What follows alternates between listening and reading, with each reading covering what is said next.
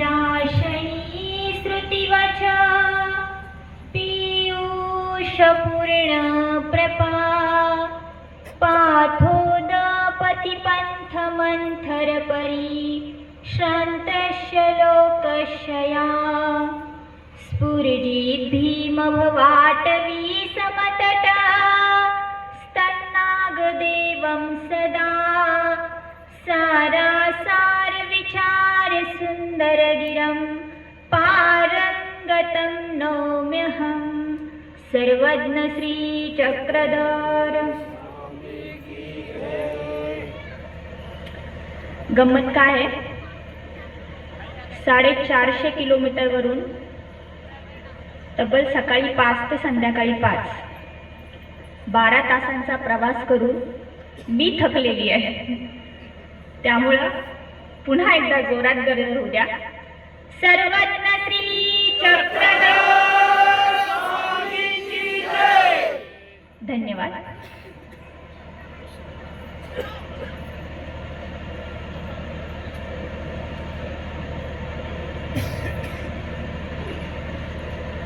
श्रीकृष्ण मंदिर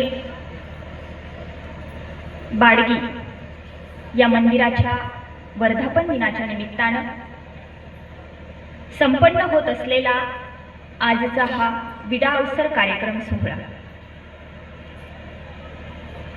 या कार्यक्रमासाठी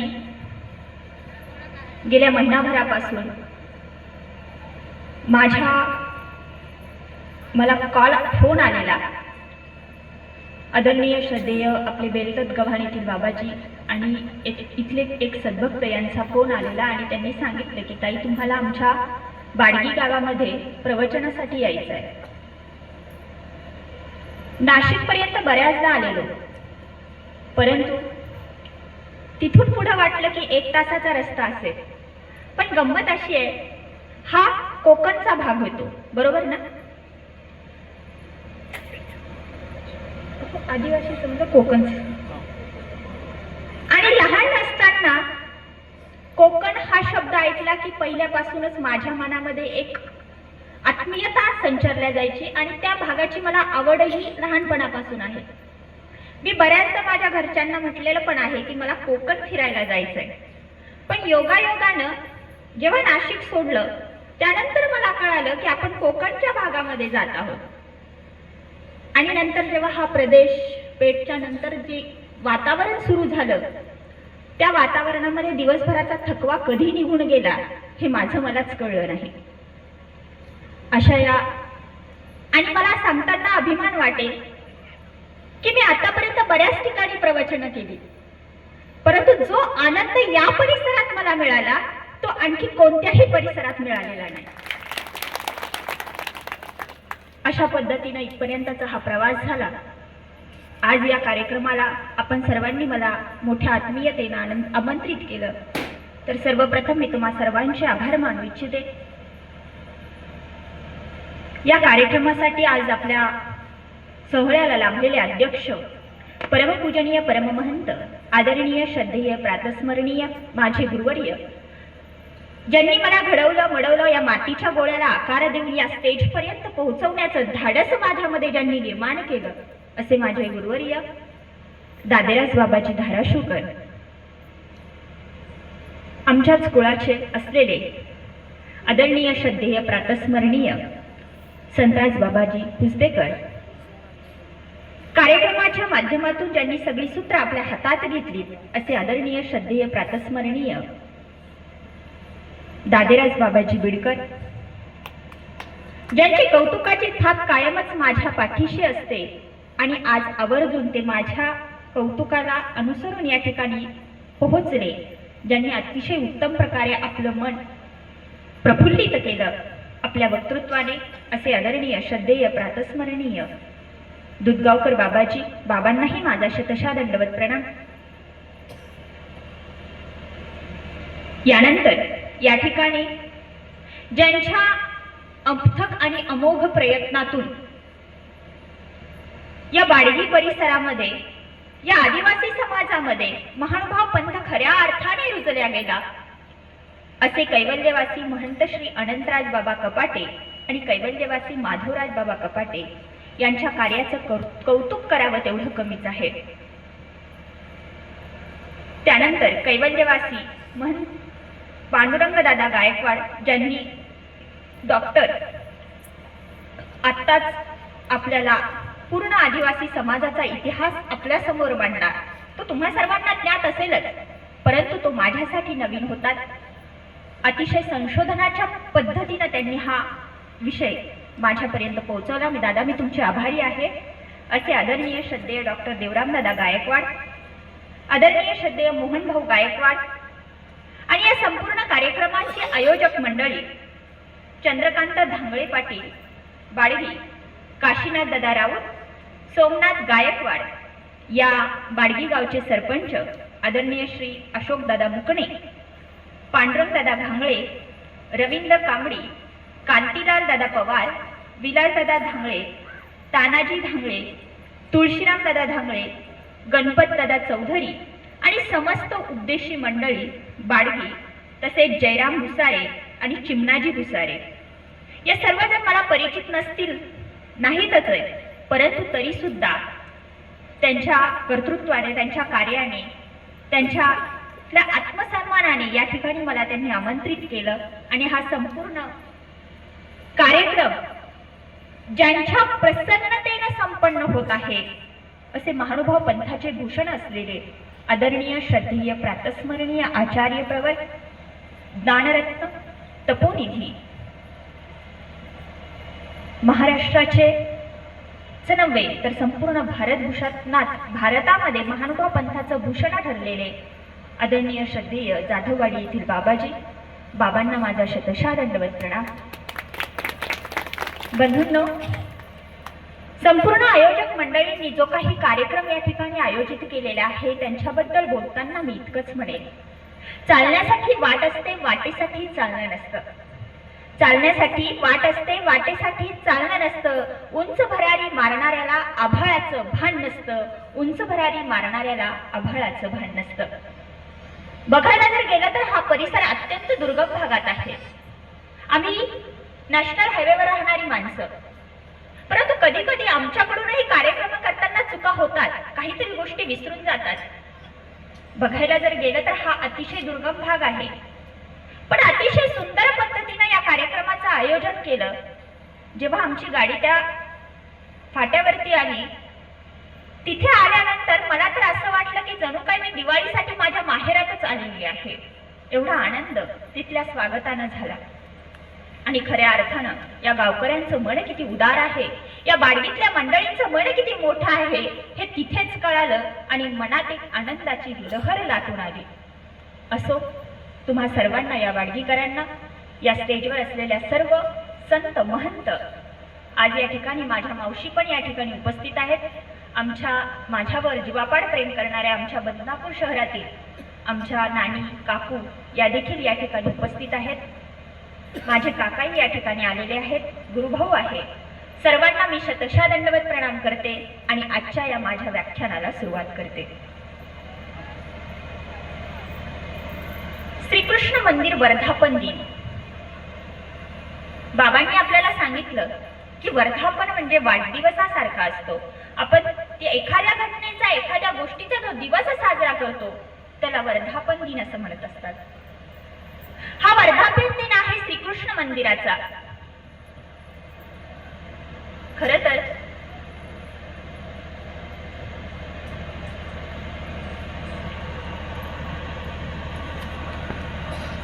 सर्वत्र श्री चक्रधर भगवंत दर्याखोऱ्यामध्ये फिरले, आदिवासी भागामध्ये रमले. जेव्हा हा परिसर बघत होते तेव्हा मला खऱ्या अर्थानं जाणवत होतं की माझे सर्वत्र श्री चक्रधर भगवंत या परिसरात का रमले असतील. इथली केवळ झाडच मोठी मोठी नाहीत, इथला परिसरच रम्य नाहीत, तर इथल्या माणसांची मनं सुद्धा मोठी आहेत. इथल्या माणसांच्या मनामध्ये प्रेमाचे झरे वाहत असतात आणि म्हणूनच माझे सर्वज्ञ श्री चक्रधर भगवंत सुद्धा या दर्याखोऱ्यामध्ये रमलेले आहेत, या आदिवासी समाजामध्ये रमलेले आहेत, पाड्या वस्तीवरती सर्वज्ञ रमलेले आहेत. आणि या आदिवासी समाजामध्ये, या पाड्यावरती हे उभारलेले श्रीकृष्ण मंदिर आपण श्रीकृष्ण आणि त्याचं तत्वज्ञान म्हणजेच भगवद्गीता या वेगळ्या अर्थाने समजावून घेणार आहोत. 5000 वर्षापूर्वी श्रीकृष्ण भगवंतांनी महाभारत युद्धामध्ये भगवद्गीता अर्जुनाला निमित्त करून सांगितली आणि त्या दिवशी भगवद्गीतेचा जन्म झाला. तो दिवस आजही समस्त भारतभर गीता जयंती म्हणून साजरा केला जातो. गीता जयंती का साजरी केली जाते? खरं तर समस्त भारतभर एखाद्या ग्रंथाचा जन्मदिवस साजरा करणं ही एक आगळी वेगळी गोष्ट म्हणावी लागेल. कारण गीतेची महानता आणि विशेषता आम्हाला प्रकर्षाने दिसून येते. म्हणूनच तर थोर संत विनोबा भावे यांनी म्हटलं होतं की माझं शरीर आईच्या दुधावर पोचलं आहे, परंतु माझ्या बुद्धीचं आणि हृदयाचं पोषण गीतेच्या दुधावर झालं आहे, म्हणून गीता माझी प्राणतत्व आहे. 5000 वर्षापूर्वी श्रीकृष्ण भगवंतांनी अर्जुनाला भगवद्गीता सांगितली. भगवद्गीतेचा जन्म झाला. खरं तर हे भगवद्गीतेतलं जे तत्वज्ञान आहे ते माणसाच्या जीवनासाठी अत्यंत मोलाचं आणि उपकारक आहे. मुळात श्रीकृष्णाचा अवतारच वेगळा आहे, अलौकिक आहे. साहित्यकारांची लालसा गीता पूर्ण करत असते. कर्मवीरांना गीता उत्साह देते. व्याकरणकारांचं हृदय गीतेतल्या शब्दाचं लालित्य पाहून डोलायला लागतं. एवढंच नाही तर निराशावादी मनुष्य गुलाबावरती काट्यावरती गुलाब पाहतो, गुलाबावरील काटे पाहतो, परंतु गीता त्याला काट्यांमध्ये गुलाब पाहण्याची दृष्टी देते. आपल्या प्राणप्रिय देशासाठी स्वातंत्र्य मिळवून देण्यासाठी अनेक क्रांतिकारक देशभक्त गीता हृदयाशी धरून हसत हसत फासावर चढले. याचाच अर्थ असा होतो की मृत्यूलाही हसत हसत सामोरं जाण्याचा आत्मिक बळ आणि मानसिक शक्ती भगवद्गीतेने या समाजाला दिलेली आहे, या मानव जातीला दिलेली आहे. म्हणून गीतेतलं तत्वज्ञान हे माणसाच्या जीवनाशी अतिशय समर्पक आहे. पण भगवद्गीता समजून घेण्या अगोदर आम्हाला कृष्ण समजून घेणं खूप गरजेचं आहे. जोपर्यंत आम्हाला कृष्ण समजत नाही तोपर्यंत आम्हाला भगवद्गीता कळणार नाही. लोकांनी कितीही नावं ठेवली तरी योग्य तेच करणाऱ्या श्रीकृष्णाने लोकांच्या दूषणांची पर्वा कधीच केली नाही. मोहन मजला कीर्तीचा मी नाथ अनाथाचा, भोगी म्हणून उपहासा मी योगी कर्माचा, असं म्हणत 16 सहस्र कन्यांचा उद्धार करण्यासाठी श्रीकृष्णाने त्यांच्याशी विवाह केला. पराधीन ना समर्थ मी घेण्या वार कलंकाचा, असं धोरण ठेवणाऱ्या श्रीकृष्णाने त्याच्या अवतार कार्यात अन्याय करणाऱ्यांना शासन करत दुःखाने गांजलेल्या दुःखी लोकांना दुःखातून मुक्तता दिली. विमोह त्यागून कर्मफलांचा सिद्ध होई पार्था, कर्तव्याने घडतो माणूस जाणून पुरुषार्था, असा उपदेश भर रणांगणात हतबल झालेल्या अर्जुनाला करणाऱ्या श्रीकृष्णाने त्याच्या अवतार कार्यात असंख्य वाट चुकलेल्यांना योग्य मार्गावर आणलं. भाग्य चालते कर्मफलांनी जाण खऱ्या वेदार्था, असं सांगून कर्माचं महत्व पटवून दिलं. म्हणून हा कृष्ण समजून घेणं खूप गरजेचं आहे. सर्वत्र श्री चक्रधर भगवंत जेव्हा आपल्या आचार विचारातून आम्हाला कळले, परंतु कृष्ण अजूनही समाजाला कळलेला नाही. कंसासुराच्या वधाच्या वेळी कोमल श्यामल बाल मनोहरी श्रीकृष्ण मूर्ती बघून ते वृद्धांना आपल्या पुत्रासारखा वाटत होता, तर शत्रूंना मात्र तो काळासारखा दिसत होता. आपल्या नजरेसमोरून क्षणभरही बाजूला झालेला तो गोपांगणांना आवडत नसला तरी मुष्टिक चातुर सारख्या दुर्दांत मल्ल योद्ध्यांनी त्याला बघून साक्षात मृत्यूची देवता समजून धसका घेतला होता. युद्धात त्याला बघून शत्रू जीव वाचवण्यासाठी पळ काढत होते, पण योगी तपस्वी मात्र समस्त संसाराचा त्याग करून प्राणपणाला लावून त्याच्याकडे धावत होते. दही दुधासारख्या साध्या चोरीपासून योगी तपस्वी भक्त यांच्या चित्तांचं हरण करण्यापर्यंतच्या मोठमोठ्या चोऱ्या त्यानं केल्या. सुदाम्यासारख्या दीन दुर्बलाला आर्थिक विवंचनेतून सोडवून सुवर्ण नगरी प्रदान केली. एकदा कर्णाने श्रीकृष्णाला विचारलं, म्हणाला, माधवा, अरे माझा जन्म झाला तेव्हा मला माझ्या आईनं सोडून दिलं कारण मी अनावरस संतती होतो, पण यात माझी काय चूक होती? द्रोणाचार्यांनी मला शिक्षण नाकारलं कारण मला क्षत्रिय मानल्या जात नव्हतं, मला सुतपुत्र मानल्या जायचं. परशुरामाने मला विद्या दिली पण शाप दिला की ती विद्या मी ऐन वेळी विसरून जाईल. द्रौपदीने स्वयंवराच्या वेळी माझा अपमान केला. मला जे काही मिळालं ते दुर्योधनाचे उपकार म्हणून मिळालं. आज मी त्याचा स्वीकार केला तरीही मी हीन जातीमधला असल्यामुळे माझा उपहास का? मला जीवनामध्ये एवढ्या यातना का सहन कराव्या लागल्या? तेव्हा श्रीकृष्ण भगवंतांनी त्याला दिलेलं उत्तर अतिशय सुंदर आणि समर्पक आहे. श्रीकृष्ण भगवंत म्हणतात, अरे कर्णा, माझा जन्म कारागृहात झाला. जन्माला येण्या अगोदर पासून मृत्यू माझी प्रतीक्षा करत होता. मला रात्री विनाकारण माझ्या आईवडिलांपासून रात्रीच्या 12 वाजता वेगळं व्हावं लागलं. आणि पावसाच्या धारेमध्ये मला माझं जन्मस्थान सोडून दुसऱ्या गावामध्ये जावं लागलं. तुम्ही तलवारी, रथघोडे, धनुष्याच्या आवाजात लहानाचे मोठे झालात रे, पण मला गौशाला आणि शेणमाती मिळाली. मी चालायलाही लागलो नव्हतो. तेव्हापासून माझे जीव घेण्याचे प्रयत्न सुरू झाले. तुमचे गुरु तुमच्या पराक्रमाचं कौतुक करायचे ना, तेव्हा मला साधं शिक्षणही मिळालं नाही.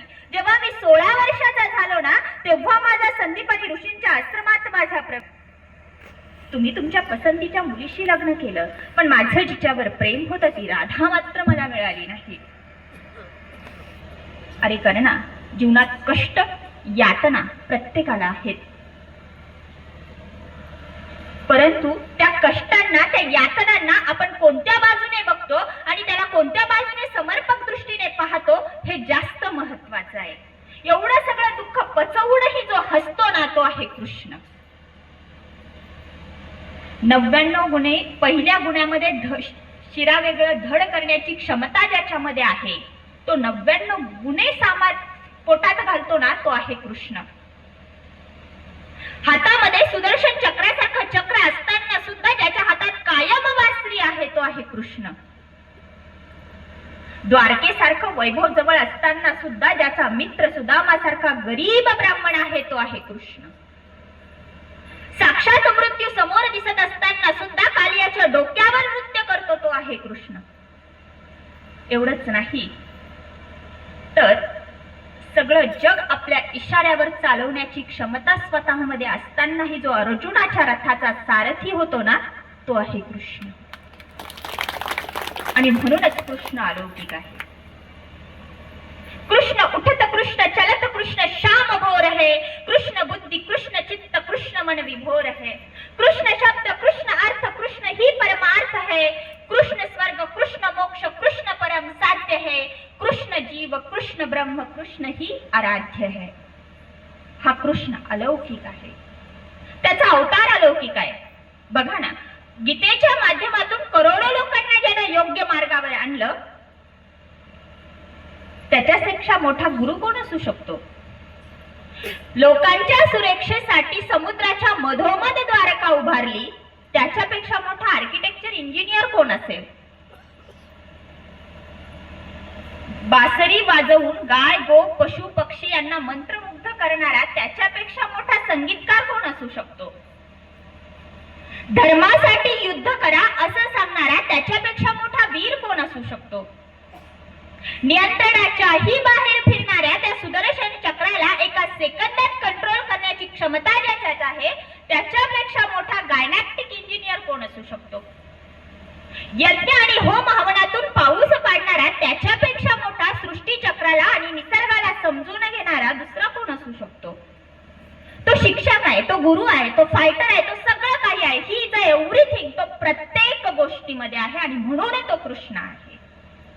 आणि हा कृष्ण समजून घेत असताना आम्हाला त्या कृष्णाने सांगितलेलं तत्वज्ञान आमच्या जीवनाशी किती उपकारक आहे, किती मोलाचं आहे हे समजून घेणं खूप गरजेचं आहे. तेव्हा आम्हाला कृष्ण कळणार आहे. लोकांना श्रीकृष्ण म्हटलं की फक्त रासलीला आठवते, पण त्यानं सांगितलेली कूटनीती आणि भगवद्गीता मात्र लोक स्पष्टपणे विसरून जातात. या भारतीय संस्कृतीला हजारो वर्षांची परंपरा आहे. भारतीय संस्कृती ही देशाच्या इतिहासामुळे आणि जनतेतल्या विविधतेमुळे आकारास आलेली आहे. आणि ही आकारास आलेली विविध उपसंस्कृतीने लाभलेला हा इतिहास आणि हजारो वर्षांच्या परंपरा यांची एकत्रित वळलेली मोठ म्हणजे भारतीय संस्कृती. या भारतीय संस्कृतीने जगाला उच्च अशी विचारसरणी प्रदान केलेली आहे. आणि या उच्च विचारसरणीला मिळालेला अमूल्य ठेवा म्हणजे भगवद्गीता. 5000 वर्षापूर्वी श्रीकृष्ण भगवंतांनी अर्जुनाला भगवद्गीता सगळ्या विश्वाला निमित्त मात्र करून सांगितली, एकट्या अर्जुनाला सांगितली नाही.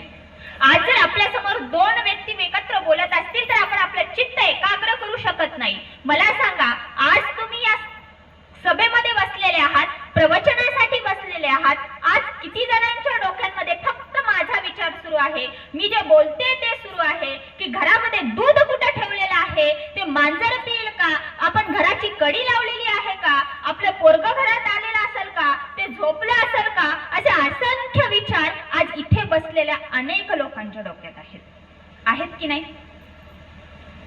बोलत चला हो. आपण प्रवचनात पण अशा ठिकाणी बसतो ना जिथून ताई पण दिसल्या पाहिजे आणि आपली चप्पल पण दिसली पाहिजे. आपण आपलं चित्त एकाग्र करू शकत नाही. परंतु श्रीकृष्ण भगवंतांनी अक्षौहिणी सैन्य एकत्र जमलेलं असताना हत्ती घोड्याच्या त्या किंकाळण्याच्या आवाजामध्ये, रणशिंगांच्या आवाजामध्ये अर्जुनाला भगवद्गीता सांगितलेली आहे. आणि म्हणूनच कृष्णासारखा वक्ता सुद्धा होणार नाही, म्हणून कृष्ण अलौकिक आहे. आज आपण या ठिकाणी त्या श्रीकृष्ण भगवंताने जे तत्वज्ञान सांगितलेलं आहे ते आपल्या सामान्य माणसाच्या जीवनाशी किती निगडीत आहे हे आपण बघणार आहोत. सुरुवातीला आपण सुरुवात करूया तिथून की भगवद्गीतेमध्ये एक मोलाचा संदेश श्रीकृष्ण भगवंतांनी दिलेला आहे. तुमच्या या आदिवासी समाजामध्ये आपल्या पांडुरंगदादा गायकवाड यांनी सांगितलं की महानुभाव पंथाचा मागमूसही या आमच्या समाजाला नव्हता, परंतु अनंतराज बाबा कपाटे यांनी हा वारसा आमच्यापर्यंत पोहोचवला आणि तिथून पुढे हा महानुभाव पंथ आमच्या समाजामध्ये रुजला गेला. आणि खऱ्या अर्थाने जेव्हा तुमची मोठी मंडळी, वडीलधारी मंडळी त्यांनी जे अनुकरण केलं ते तुम्ही परंपरेने चालू ठेवलं. आणि हेच श्रीकृष्ण भगवंत भगवद्गीतेत सांगतात की यद्यदाचरति श्रेष्ठ तत्तदेवे तरोजना सयत् प्रमाणं कुरुते लोकस्तदनुवर्तते. ज्याप्रमाणे श्रेष्ठ आणि मोठे लोक आचरण करतात, वागतात, त्यांचंच अनुकरण लहाने करत असतात. सुरुवातीच्या काळामध्ये तुमच्या पूर्वजांमध्ये मांसाहार आणि मद्यपान या गोष्टी जास्त होत्या असं मला इथं आल्यानंतर कळलं. परंतु ते आता सगळं सुटलंय हे अभिमानाने दादांनी सांगितलं. मलाही त्या गोष्टीचा अभिमान वाटला. बंधूंनो, आज जर समाजामध्ये बघायला गेलं तर एक विपरीत परिस्थिती निर्माण झालेली आहे. आज व्यसनाच्या अधीन समाज चाललेला आहे. एवढा व्यसनाच्या अधीन चाललेला आहे, पण प्रत्येक बापानं आपल्या मुलाला त्या घोटातून वाचवलं पाहिजे. कारण हा घोट आपल्या जिंदगीचा घोट कधी घेतो ना हे आपल्यालाही कळत नाही. आमचा मुलगा बिडी सिगारेट ओढण्या इतका मोठा झाला असं म्हणून काही जन्मदाते त्यांचं कौतुक करणारे असतात. आमच्या मुलांच्या व्यसनाच्या गाडीला आम्हीच हिरवा कंदील दाखवावा यापेक्षा आणखी मोठं कोणतं दुर्दैव. म्हणून प्रत्येक वडिलांनी आपल्या मुलाला या घोटातून वाचवलं पाहिजे. आता वडील जर व्यसनाच्या आहारी गेले तर मुलगा त्यांचंच अनुकरण करणार ना.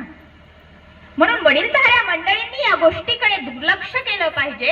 हे संस्कार, व्यसनाचे जे विचार आहेत ते आपल्या घरातून कायमचे संपवले पाहिजेत. म्हणून श्रीकृष्ण भगवंत म्हणतात यद्यदाचरती श्रेष्ठ सत्तदेवेतरोजना सयत् प्रमाणम कृते लोकस्तदनुवर्तते. ज्याप्रमाणे श्रेष्ठ लोक आचरण करतात, वागतात, त्यांचंच अनुकरण लहाने करत असतात. या दारू पिणाऱ्यांची फार मोठी गंमत आहे बंधूंनो.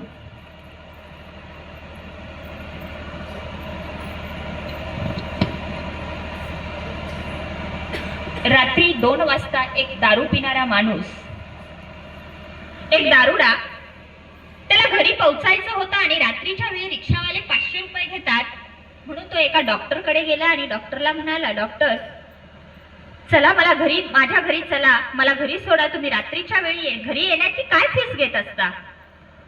डॉक्टर म्हणाले मी 250 रुपये घेत असतो. तो म्हणाला चला लवकर गाडी काढा. डॉक्टरांना वाटलं याच्या घरी कुणी पेशंट असेल आणि ते सिरियस असेल. डॉक्टरही लगबगीने उठले, गाडी घेतली, गाडीची चावी काढली, गाडीला लावली, त्याला गाडीत बसवलं आणि दोघंही त्याच्या घराच्या दिशेने चालते झाले. थोड्या अंतरावर गेल्यानंतर तो दारुडा डॉक्टरांना म्हणतो, डॉक्टर थांबा, माझं घर आलंय. डॉक्टर उतरतात, तोही उतरतो आणि डॉक्टर त्याला म्हणतात चला लवकर दाखवा मला कुठं पेशंट आहे. तो म्हणाला कशाचं काय डॉक्टर, रात्रीच्या वेळी घरी येण्यासाठी रिक्षावाले 500 रुपये मागतात, तुम्ही 250 रुपये घेतो म्हणले म्हणून मी इथपर्यंत आलो. ही दारू पिणाऱ्याची अवस्था आहे. गंमत म्हणून एक गोष्ट सांगते. मी जेव्हा पोस्ट ग्रॅज्युएशनला होते तेव्हा आमच्या कॉलेजच्या समोर एक दारू पिणारा माणूस चाललेला होता. आमचा सगळा ग्रुप तिथे उभा होता आणि तो तिकडून आला. त्याने एक कविता म्हटली, खूप सुंदर कविता म्हटली त्यानं. तो म्हणतो, मेल्यावरती तिरडीला माझ्या हार तुऱ्यांनी सजवले पाहिजे, मेल्यावरती तिरडीला माझ्या हार तुऱ्यांनी सजवले पाहिजे, पण आधी देशी दारू बुडवले पाहिजे. अंत्ययात्रेला माझ्या 4 खांदेकरी शुद्धीत पाहिजे, अंत्ययात्रेला माझ्या 4 खांदेकरी पाहिजे, पण ते 4 खांदेकरी अगोदर पिलेले पाहिजे. लोक म्हणतील बरा गेला, लोक म्हणतील बरा गेला, पण 4 खांदेकरी म्हणतील आमचा दिलदार गेला, आमचा दिलदार गेला. हे व्यसन आहे बंधूंनो. या व्यसनामध्ये माणूस काय करतो हे आपल्यालाही कळत नाही. हे व्यसन आपल्याला आपल्या माणसातून उठवतं, आपल्या धर्मापासून दूर करतं, आपल्या जीवनाचा नाश करतं. म्हणून हे व्यसन आपल्या पिढीमध्ये रुजवायचं नसेल तर श्रीकृष्ण भगवंत सांगतात, मोठ्यांना सांगतात की बाबा रे तुम्ही सांभाळून वागा, म्हणजे तुमची पुढची पिढी सांभाळून वागेल. तेव्हाच खऱ्या अर्थाने हे व्यसन आपल्या समाजातून कायमचं नष्ट होईल. आज आमच्या पिढीला आमच्या आई वडिलांची किंमत राहिली नाही हो. कारण ते बघतात आमच्या आजी आजोबाच कुठे, आमच्या आजी आजोबांनाच आम्ही जन्माच्या येण्या अगोदर पासून वृद्धाश्रमात पाहतो. आमच्या आई वडीलच त्यांची किंमत करत नाही, आम्ही त्यांची किंमत, आमच्या आई वडिलांची आम्ही किंमत कशी करायची? हे अनुकरण आपली मुलं करत असतात. ही परिस्थिती आपण निर्माण केली आणि ती आपणच संपवली पाहिजे. माझ्या प्रवचनामध्ये एक कविता मी बऱ्याच वेळा म्हणत असते आणि मला ती कविता आवडते आणि श्रोत्यांपर्यंत ती, प्रत्येक तळागाळातल्या श्रोत्यांपर्यंत ती कविता पोहोचावी हा माझा स्वतःचा अट्टहास आहे. कविता खूप सुंदर आहे, लक्ष देऊन ऐका, ती कविता तुम्हाला समजेल. बाप काढलास घराबाहेर दारात रडती आई पण, बाप काढलास घराबाहेर दारात रडते आई पण, बायकोला मात्र रोज म्हणायलास तुमच्यासाठी काय पण, तुमच्यासाठी काय पण, तुमच्यासाठी काय पण. जरा तुझ्या माईचे आठवून बघ दिवस, जरा तुझ्या माईचे आठवून बघ दिवस, लेकच यावा पोटाला म्हणून किती केलते नवस. अहो या इथून हादगावच्या मंदिरामध्ये लोक पोरासाठी नवस करतात. हादगाव माहिती ना तुम्हाला? हादगावच्या मंदिरामध्ये इथून नवस करतात, नाशिक जिल्ह्यातून. लेकच यावा पोटाला म्हणून किती करते नवस, इकून तिकून तिच्या नवसाला देव सुद्धा पावला, अरे तुझ्यासारखा हिरा तिच्या पदरामध्ये गावला. लहानपणी माय तुला शेतात न्यायची, लहानपणी माय तुला शेतात न्यायची, तुला ऊन लागू नये म्हणून पदराची सावली धरून राहायची. तुला भूक लागली की तू टाय टाय रडायचास, तुला भूक लागली की तू टाय टाय रडायचास, आणि माईचं दूध संपलं ना की तिचं रक्त सुद्धा वडायचास. रक्त पिऊन पोसला असले का त्या रक्ताचा तरी ठेव मान, रक्त पिऊन पोचला असले का त्या रक्ताचा तरी ठेव मान, पवित्र अशा मातेचा करू नको अपमान. आता फक्त एक कर, आता फक्त एक कर, त्या दारातल्या माईला घरात तेवढं आण. किती दिवस जगणारे लेका झाडावरचं पिकलं पान. तू गोडधोड खा, तू गोडधोड खा, पण म्हाताऱ्या माईला शिळी भाकर तरी वाढ. पण भाकर वाढायला बायको आडवी आली ना तर तिला घराबाहेर काढ. बायको जाणारच नाही, बायको जाणारच नाही. मी तुला बॉन्डवर लिहून देतो. यदा कदाचित गेली तर मला येऊन भेट, मी तुला दुसरी करून देतो. तुला वाघ बनवलंय माईनं, तुला वाघ बनवलंय माईनं. दुर्दैवानं तिलाच उरलं नाही सायपण. खरा मर्द असशील तर माईचं दर्शन घेऊन म्हण, मायबाप हो तुमच्यासाठी काय पण, तुमच्यासाठी काय पण, तुमच्यासाठी काय. ही परिस्थिती आम्ही आमच्या पिढीसमोर उभी केलेली आहे आणि ही परिस्थिती जर संपवायची असेल ना तर महानुभावांच्या स्मृतीस्थळात आम्हाला डोकावं लागेल. आमचा महानुभाव आम्हाला अभ्यासावा लागेल, आमचा कृष्ण आम्हाला अभ्यासावा लागेल, आमचा श्रीकृष्ण आम्हाला अभ्यासावा लागेल.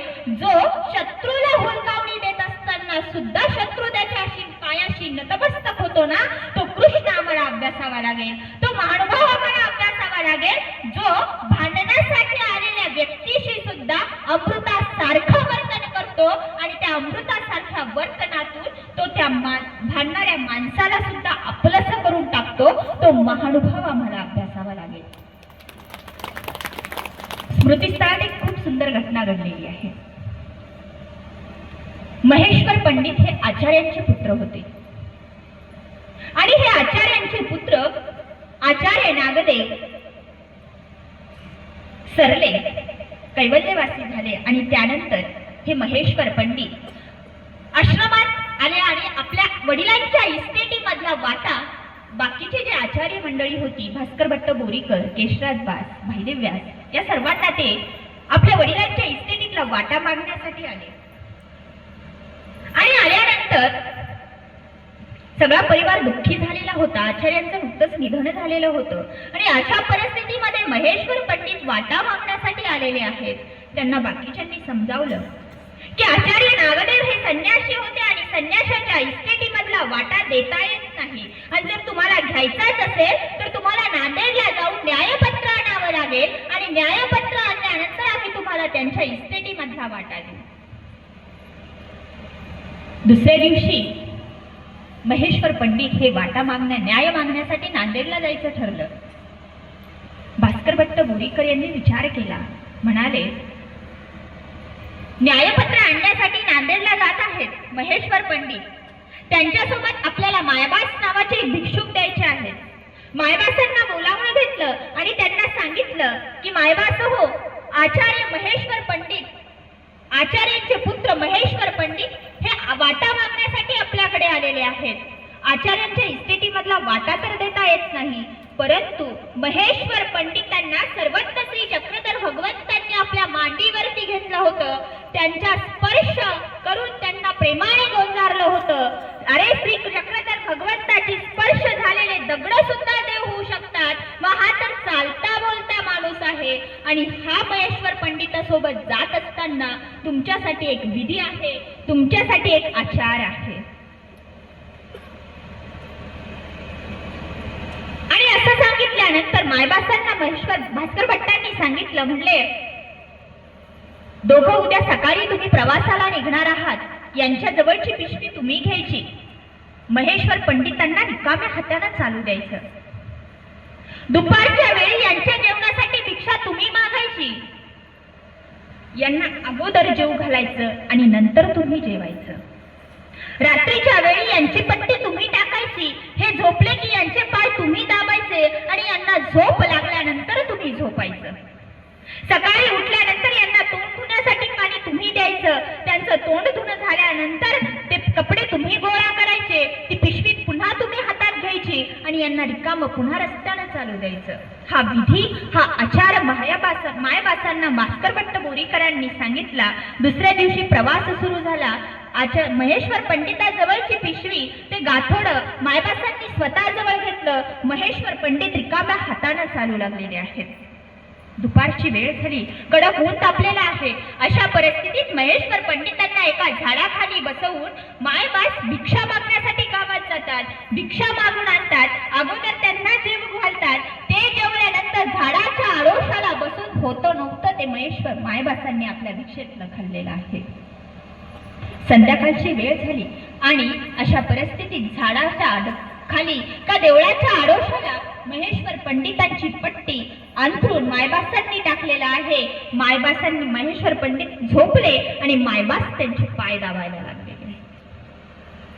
मायबासांना जेव्हा पाय दाबायला लागले ना, तेव्हा महेश्वर पंडिताला वाटलं, अरे मी एवढा मोठा आहे की हे मायबास माझे पाय दाबतात. गर्व झाला त्यांच्या मनात. पहिला दिवस संपला. दुसऱ्या दिवशीही तसंच झालं.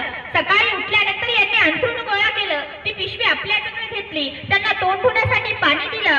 सगळा सकाळचा विधी आटोपला. पुन्हा रस्त्यानं चालायला लागले. दुपारची वेळ झाली. पुन्हा भिक्षा मागितली. यांना अगोदर जेवू घातलं. होतं नव्हतं ते झाडाच्या आडोशाला बसून आपण खाल्लं आणि संध्याकाळी पुन्हा अंथरूण टाकली. मायबास महेश्वर पंडित झोपले आणि मायबासांनी त्यांचे पाय दाबायला सुरुवात केली.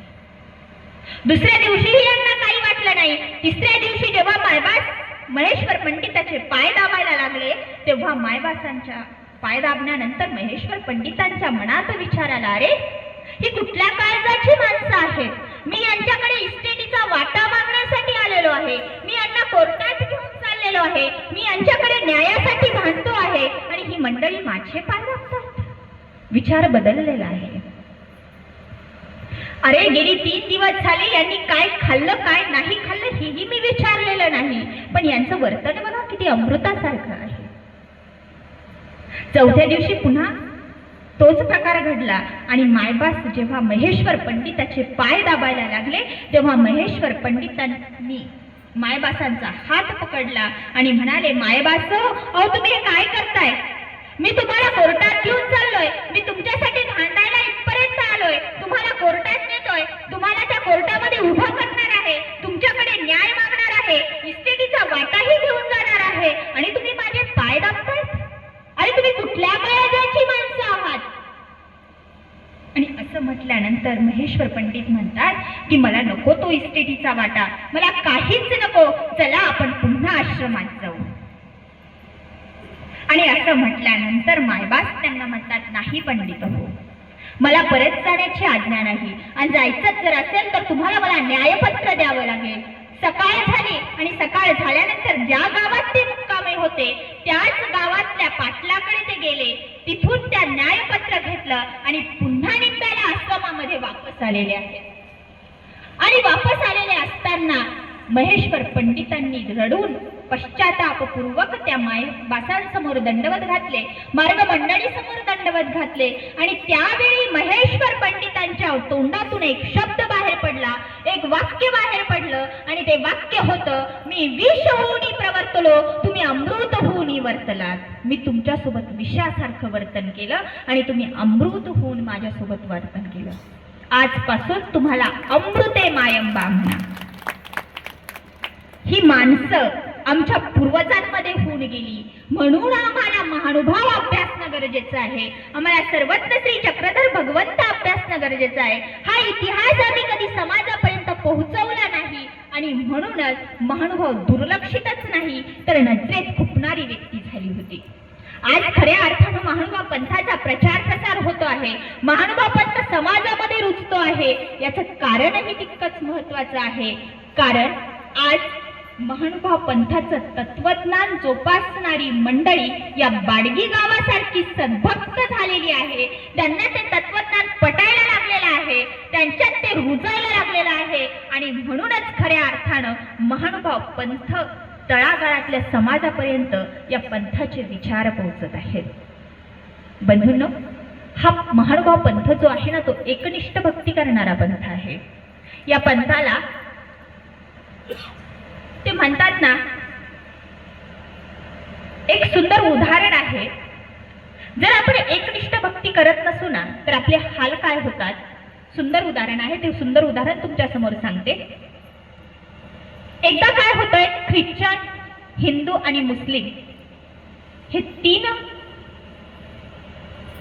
धर्माचे लोक गोव्यामध्ये फिरायला जातात आणि फिरायला गेल्यानंतर त्या जहाजामध्ये ते बसलेले असताना अचानक लाटा उसळायला लागतात आणि ती नाव हेलकावे खायला लागते आणि अशा परिस्थितीत जोराची वादळ येतं आणि जोराचं वादळ आल्यानंतर ते जहाज त्या पाण्यामध्ये पलटी होतं. हे तिघही त्या पाण्यामध्ये पडतात आणि पडल्यानंतर जेव्हा हे तिघ पाण्यात पडतात तेव्हा जो मुस्लिम समाजाचा माणूस असतो तो म्हणतो, हे अल्लाह, हे परवरदिगार, मुझे बचाव. आणि असं म्हटल्यानंतर त्याचा अल्लाह येतो, त्याला घेऊन वाचवून निघून जातो. नंतर जो ख्रिश्चन धर्माचा माणूस असतो तो म्हणतो, हो गॉड, हे गॉड प्लीज सेव मी, म्हणजे मला वाचव. तो त्याच्या येशूला बोलवतो, येशू येतो, त्याला घेऊन निघून जातो, वाचवून घेऊन निघून जातो. आता राहिला फक्त हिंदू धर्माचा माणूस. हा म्हणतो, हे महादेवा मला वाचव. महादेव आपला नंदी घेऊन निघतात. महादेव त्याच्यापर्यंत पोहोचणार इतक्यात तो म्हणतो, हे गणपती मला वाचव. महादेव म्हणतात, त्यानं गणपतीला आवाज दिला, मला थोडी दिला. महादेव नंदी घेऊन वापस निघून जातात. आता गणपती निघतो उंदरावर बसून. पुन्हा गणपती त्याच्यापर्यंत पोहोचतो की पुन्हा हा म्हणतो की हे विष्णू मला वाचव. आता विष्णूही निघतात. गणपतीला वाटतं की याला विष्णूला आवाज दिला, मला थोडी दिला. विष्णूला आवाज दिल्यामुळं गणपती तसाच निघून जातो, त्याला कुणीही वाचवत नाही. विष्णू वाचवायला येतात. पुन्हा हा दुसऱ्याच देवतेचं नाव घेतो आणि असं करता करता एकही 33 कोटी देव संपून जातात, परंतु त्याला वाचवायला कुणीही येत नाही. शेवटी तो पाण्यामध्ये डुबळून मरतो. एकनिष्ठ भक्ती जर असेल ना बंधूंनो, तर खऱ्या अर्थानं परमेश्वर आपल्याला केव्हा उधरून घेऊन जाईल हे आपल्यालाही कळत नसतं. म्हणून भक्ती ही एकनिष्ठ असली पाहिजे. दादांनी आता सांगितलं, आमच्या आदिवासी समाजामध्ये अनेक देवी देवता होत्या. आम्ही किती देव मानत होतो हे आम्हालाही माहित नव्हतं. त्यांनी नावं सांगितलं नाही. दादा तुम्ही नावं सांगायला पाहिजे होती, कदाचित माझ्या ज्ञानात भर पडली असती. आणि जर आपण एकनिष्ठ भक्ती करत असू ना, तर खऱ्या अर्थानं परमेश्वर आपला उद्धार केल्याशिवाय राहत नाही.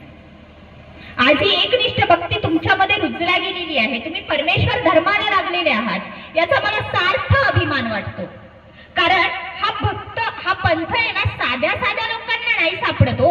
याला काहीतरी पूर्वजन्मीचं सुकृत लागतं, काहीतरी पूर्वजन्मीची पुण्याई लागते, तेव्हा हा महानुभाव पंथ आपल्याकडून स्वीकारला जातो. आपण ईश्वरीय धर्माला तेव्हाच लागत असतो.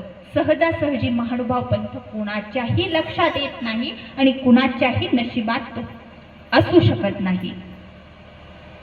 म्हणून एकनिष्ठ भक्ती असली पाहिजे.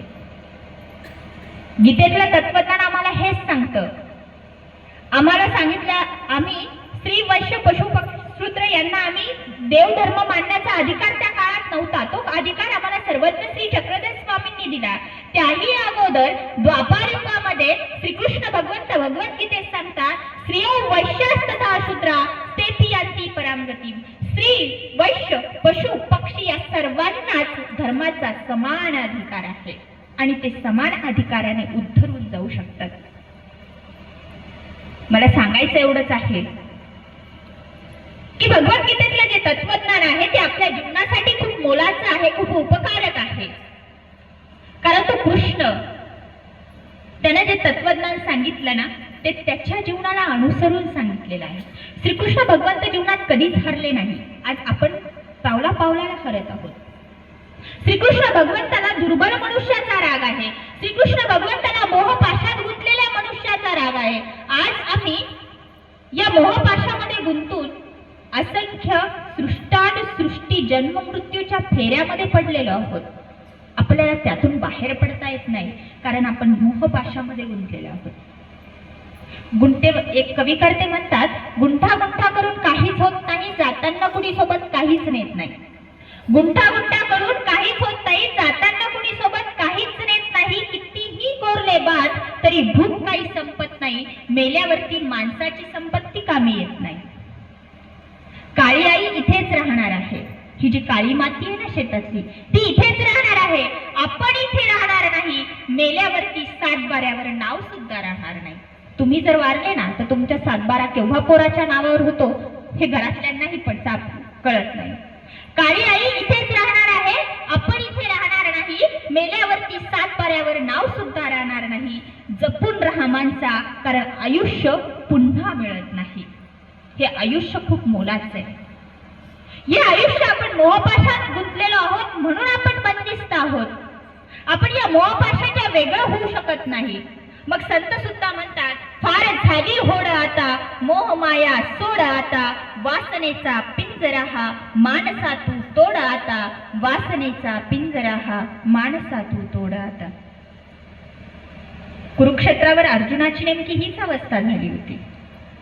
आईन वेळेवर अर्जुन मी आणि माझं या दोन गोष्टीच्या मोहात फसला होता. जेव्हा हजारो अक्षोहिणी सैन्य दोन्ही बाजूंनी युद्ध करण्यासाठी सज्ज झालं होतं, तेव्हा श्रीकृष्ण भगवंताला अर्जुन म्हणतो, हे पार्था, हे माधवा, माझा रथ दोन्ही सैन्याच्या मध्ये नेऊन उभा कर. अर्जुन म्हणतो, जेव्हा अर्जुन चाप उभारुनी श्रीकृष्णा प्रति बोले, पाहू दे मज झुंजावयासी, कोण कोण वीर आले, माझा रथ देवा दोन्ही सैन्यामध्ये ठेवा, माझा रथ देवा. आणि असं म्हटल्यानंतर श्रीकृष्ण भगवंतांनी अर्जुनाच्या सांगण्यावरून तो रथ दोन्ही सैन्याच्या मध्ये नेऊन उभा केला. आणि याच क्षणी अर्जुनाला आपल्या स्वकीयांकडे पाहून, आपल्या नातलगांकडे पाहून मोह सुटला. आणि मग तो म्हणतो, आचार्य हा पितरः पौत्रा शाला संबंधिनस्तथा एता नहंतुमिच्छामि ज्ञतोपि मधुसूदन. यात कुणी माझे वडील आहेत, गुरु आहेत, मामे आहेत, मावश्या आहेत, सखे आहेत, मित्र आहेत, नातू आहेत, पंतू आहेत, मी यांना मारू शकत नाही, मी यांना कसा मारू. तेव्हा श्रीकृष्ण भगवंतांनी त्याच्या त्या मनातल्या मोहाचा नाश करण्यासाठी भगवद्गीता सांगितलेली आहे. खरं जर बघायला गेलं ना, रणक्षेत्रावरती अर्जुनाचं नेमकं काय झालं. त्याच्या भात्यात असे बाण होते ज्यातला एकही व्यर्थ न जाणारा, पण त्याच्या गांडीव धनुष्यातून बाण सुटण्यापूर्वीच तो शत्रूच्या काळजात घुसायचा. त्याच्या शौर्याच्या कीर्तिभारानं प्रत्येक वीराचं मन झुकलेलं, खचलेलं असं असूनही युद्धभूमीवर सुटलेल्या मोहामुळे अर्जुनाच्या पायाखालची वाळू सरकायला लागली. षडशास्त्र संपन्न आणि पराक्रमी असलेला अर्जुन मोहाच्या क्षणात गुरफटला आणि हतबल झाला. संस्कृत सुभाषितामध्ये एक सुंदर सुभाषित आहे, त भविष्यति सुप्रभातम भास्वानुदेश्यति हसिष्यति पंकजश्री इत्थम विचिंतयते कोशगते द्विरेफे हा हंत हंत नलिनी गजोत्सहारः. एका भुंग्याची ही करुण कहाणी आहे. कमळपत्र मिटण्याची वेळ झालेली आहे. त्या कमळाच्या पाकळ्या आता मिटणार आहेत आणि हा भुंगा त्या फुलातल्या रसाच्या लालसेनं त्या मोहामध्ये गुंतून त्या पाकळ्यांमध्ये शिरतो. सायंकाळ झालेली आहे, कमळाच्या पाकळ्या मिटणार आहेत याचं भान त्या भुंग्याला राहत नाही. तो त्या मोहाकडे आसक्ती होतो आणि त्या कमळाच्या पाकळ्यांमध्ये शिरतो. दुर्दैव हे की भुंगा आतमध्ये शिरतो आणि कमळाच्या पाकळ्या मिटतात. सकाळ होईल, सूर्योदय होईल आणि पाकळ्या उमलतील आणि आपण त्यातून बाहेर पडू ही आशा मात्र फोल ठरते. एका मध्यरात्रीत एक हत्ती येतो आणि ती कळी आपल्या घशात घालून टाकतो. एका भुंग्याचं ते स्वप्न एका मत्त हत्तीनं उधळून लावलेलं आहे. का तर फक्त मोहामध्ये अडकल्यामुळे. जर तुम्हाला अडकायचंच असेल ना बंधूंनो, तर परमेश्वर भक्तीमध्ये अडका. आपलं मन परमेश्वर भक्तीमध्ये लावा. बघा, खऱ्या अर्थाने तो आनंद तुम्हाला परतल्याशिवाय राहणार नाही, तुमचा उद्धार झाल्याशिवाय राहणार नाही. आम्ही अडकलोय, मोहपाशात अडकलोय. आम्ही त्या मोहाच्या पलीकडे जाऊ शकतो आणि त्यातून बाहेर पडू शकत नाही. आणि म्हणूनच आज कोपर्डीसारखे हत्याकांड होतात. आमचा मानवता धर्म लयाला जातो. मग मला सांगा, असा पापी जीव भगवंताला तरी कसा प्रिय होईल. आणि मग थॉमस हक्सले सारखे विचारवंत समाजाला प्रश्न करतात, म्हणतात, मला असा एक तरी तरुण मिळवून द्या जो शरीराने तंदुरुस्त आहे, ज्याच्या विकार आणि वासना त्याच्या ताब्यात आहे, ज्याचं मन आरशासारखं पवित्र आहे. आणि असा जर तरुण मला मिळाला तर मी जगात कोणताही चमत्कार करून दाखवेन. परंतु आम्ही त्या षडविकाराच्या बाहेर पडू शकत नाही हो. आमच्यातला राग संपत नाही, आमच्यातला द्वेष संपत नाही, आमच्यातला काम संपत नाही, क्रोध संपत नाही, आम्ही अहंकाराच्या वेगळं होऊ शकत नाही. आणि मग मला सांगा, या गोष्टीच्या आम्ही वेगळं होऊ शकत नाही तर खऱ्या अर्थानं परमेश्वर आपल्याला भेटेल अशी अपेक्षा तरी का करायची आपण? आम्ही अहंकार सोडू शकत नाही आणि अहंकाराची तर भगवंताला फार चीड आहे. एक सुंदर उदाहरण द्वापार युगामधलं मी तुमच्या समोर सांगते. एकदा अर्जुनाला गर्व झाला की माझ्यासारखा भक्त कुणी असूच शकत नाही, म्हणून तर कृष्ण सारखा पार्था पार्था करत असतो. आणि हा जेव्हा अर्जुनाला गर्व झाला तेव्हा श्रीकृष्ण भगवंताला त्याचा राग आला आणि श्रीकृष्ण भगवंत त्याला म्हणतात, अर्जुना अरे चल जरा जंगलातून फेरफटका मारून येऊ, बरेच दिवस झाले युद्ध नाही, काही राजकारभाराची कामही नाहीत, त्यामुळे जरा बोर झालोय, जाऊन येऊ. असं म्हटल्यानंतर अर्जुनाला घेऊन श्रीकृष्ण भगवंत एका निर्जन वस्तीमध्ये जातात. आणि निर्जन वस्तीमध्ये गेल्यानंतर कदाचित आपल्या बाडगीसारखं गाव असेल, बऱ्याच अंतरावरून चहूबाजूंनी जरी बघितलं तरी डोंगरच दिसतात ना. अशा भागामध्ये गेल्यानंतर श्रीकृष्ण भगवंत अर्जुनाला म्हणतात, अर्जुना अरे मला तहान लागलेली आहे, मला जरा पाणी देतोस का? अर्जुन कपाळावर हात मारून घेतो आणि म्हणतो, अरे माधवा एवढ्या निर्जन वस्तीत तुला पाणी आणू कुठून? श्रीकृष्ण भगवंत म्हणतात, ठीक आहे चल जरा जाऊ समोर, बघू कुठे पाणी आहे का ते. थोडं आणखी समोर गेल्यानंतर एक झोपडी, त्या डोंगराच्या मधोमध उंच उंच झाडे आहेत, डोंगर आहेत, आजूबाजूला जाळ्या आहेत आणि अशा परिस्थितीत असलेली ती झोपडी श्रीकृष्ण भगवंत बघतात आणि अर्जुनाला म्हणतात, अर्जुना जरा जा ती झोपडी बघ, त्याच्यात पाणी असेल. अर्जुन जातो आणि तिथे एक आजीबाई असते, खूप वय झालेलं असतं त्या म्हातारीचं, आणि तिला अर्जुन पाणी मागतो आणि म्हणतो, आजीबाई मला एक ग्लास पाणी मिळेल का? म्हातारी म्हणते, आहे रे बाबा पाणी आहे, जरा बस मी आणते पाणी. म्हातारी पाणी आणायसाठी उठून निघून जाते. तोपर्यंत हा अर्जुन त्या म्हातारीची संपूर्ण झोपडी निहाळतो. त्या झोपडीच्या छताला 3 तलवारी लटकवलेल्या असतात आणि या अर्जुनाला वाटतं की म्हातारीच्या पूर्वजांमध्ये नक्कीच कुणीतरी युद्धात असेल, नक्कीच कुणीतरी क्षत्रिय असलं पाहिजे, म्हणून ह्या 3 तलवारी इथं लटकवलेल्या आहेत. असा विचार केल्यानंतर तो अर्जुन म्हातारी पाणी घेऊन येते आणि तिला विचारतो, आजीबाई तुमच्या घरामध्ये कुणी युद्धात होतं का हो? म्हातारी म्हणते, नाही रे बाबा, माझ्या घरामध्ये कुणीच युद्धात नव्हतं. माझा नातू नव्हता, माझा पंतू नव्हता, माझा लेक नव्हता, माझे सासू नव्हते, माझे सासरे नव्हते, कुणीच माझ्या घरातलं युद्धात नव्हतं. अर्जुन म्हणतो, आजीबाई जर तुमच्या घरात कुणी युद्धात नव्हतं तर मग या 3 तलवारी कशासाठी? म्हातारी म्हणते, बाबा रे, या 3 तलवारीचं रहस्य मी कुणालाही सांगणार नव्हते, पण आता तू विचारलंस म्हणून तुला सांगते. ही जी पहिली तलवार आहे ना, ती आहे विदुराच्या पत्नीसाठी. अर्जुनाला वाटलं विदुराची पत्नी म्हणजे माझी काकू. तिने काय केलं? त्यानं म्हातारीला प्रश्न केला, म्हणजे विदुराच्या पत्नीनं काय केलं? म्हातारी म्हणते, तिनं केळं खाल्ली आणि साल्ट माझ्या देवाला दिली. ती जर माझ्या समोर आली ना तर मी तिचे तुकडे केल्याशिवाय राहणार नाही. अर्जुन म्हणला, ठीक आहे, मग ही दुसरी तलवार कुणासाठी? म्हातारी म्हणते, त्या द्रौपदीसाठी. अर्जुन मनात म्हणाला, अच्छा बायकोवरच आलं. म्हणे द्रौपदीनं काय केलं? म्हातारी म्हणते, माझा श्रीकृष्ण तिच्या बापाचा नौकर आहे का? तिला रात्र कळत नाही, मध्यरात्र कळत नाही, दिवस कळत नाही, जेवायला बसलाय माझा कृष्ण तेही कळत नाही, उठल्या पडल्या धाव देवा, उठल्या पडल्या धाव देवा.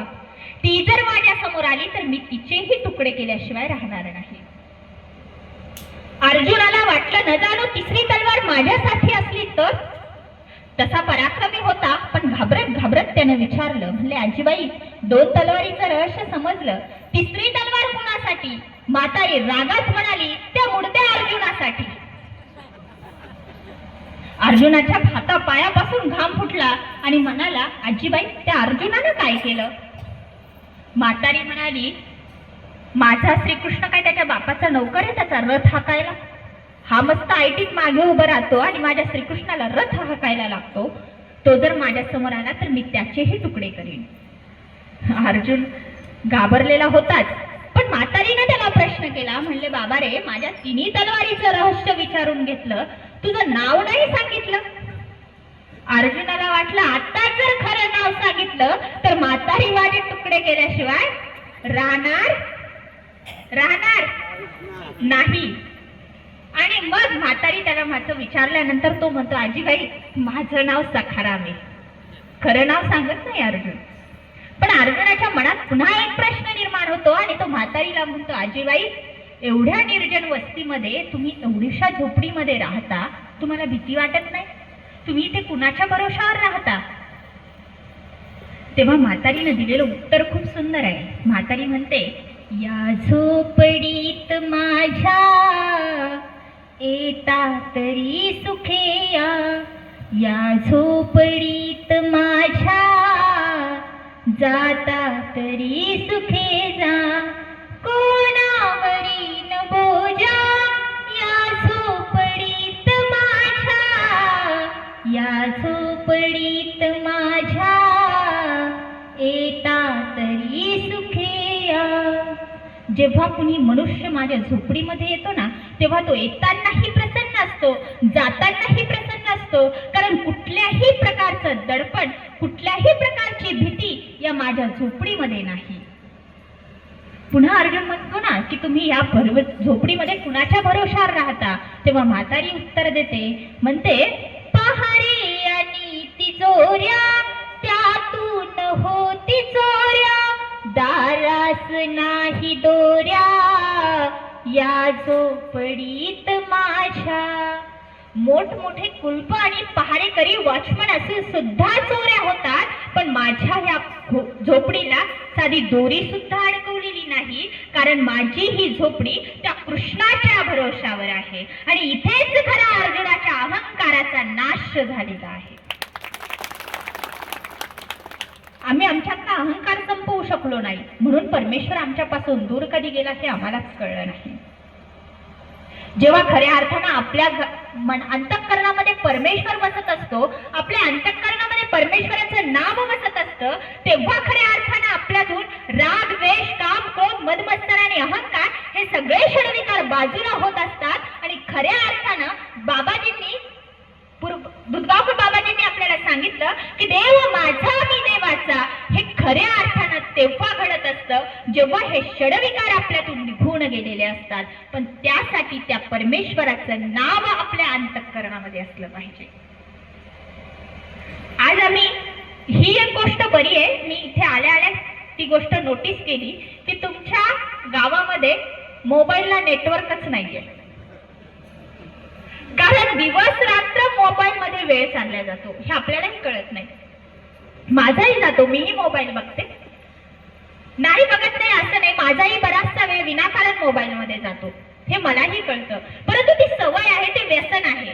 पण जर खऱ्या अर्थानं विचार जर केला तर हे बोट जेवढा अंगठा आपण त्या स्पीडनं त्या स्क्रीनवरती पळवतो ना, तेवढे जर ते दोन बोट गाठीवरती ठेवले आणि मुखामध्ये भगवंताचं नाव जर घेतलं ना, तर खऱ्या अर्थानं आपल्या अंतःकरण शुद्ध झाल्याशिवाय राहणार नाही आणि आपल्याला परमेश्वर भेटल्याशिवाय राहणार नाही.